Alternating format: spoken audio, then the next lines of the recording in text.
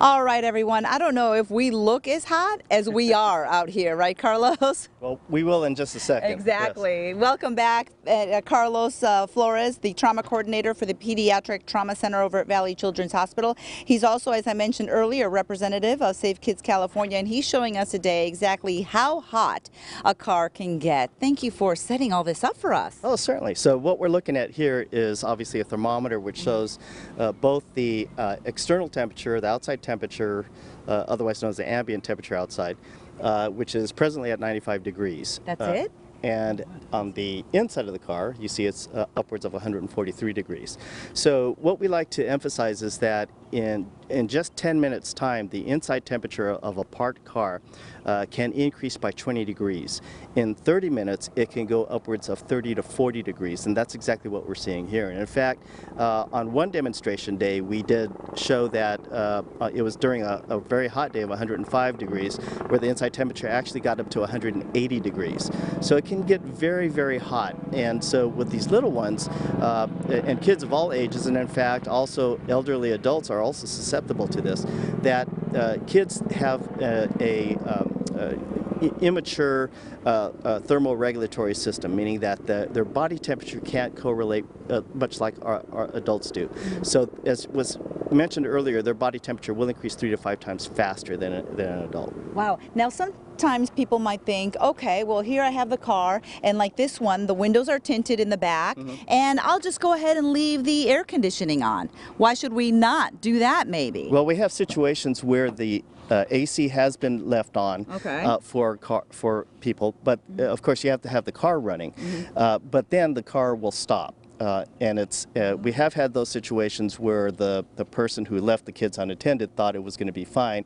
Of course, they come back out and see that the vehicle has stopped, and of course, with a short period of time, even the interior of the car gets very, very hot. Especially with cars like this one where the interior is black. And some interiors are not only black, but also leather. Does that make it worse?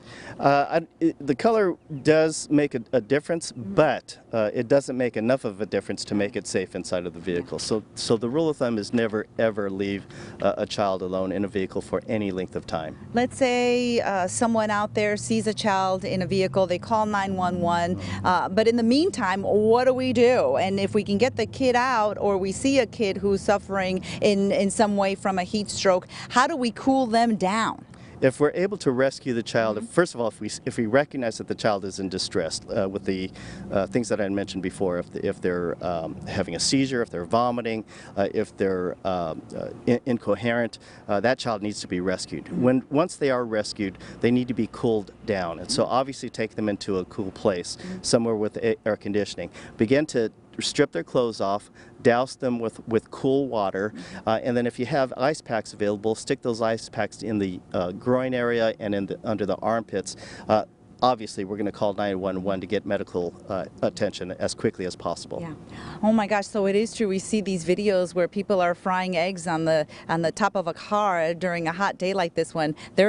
It's real, isn't it? Well, I certainly wouldn't cook on my car, but but you can. It does get very, very hot. As we can feel it right now. We can feel that radiant temperature coming up on us. Oh my gosh, you're so right. And we can see it right here. Proof, everybody. It's only 96 degrees outside, but inside the vehicle right next to us, it's 143, well 142 now degrees, maybe because we opened the door, right? Yeah.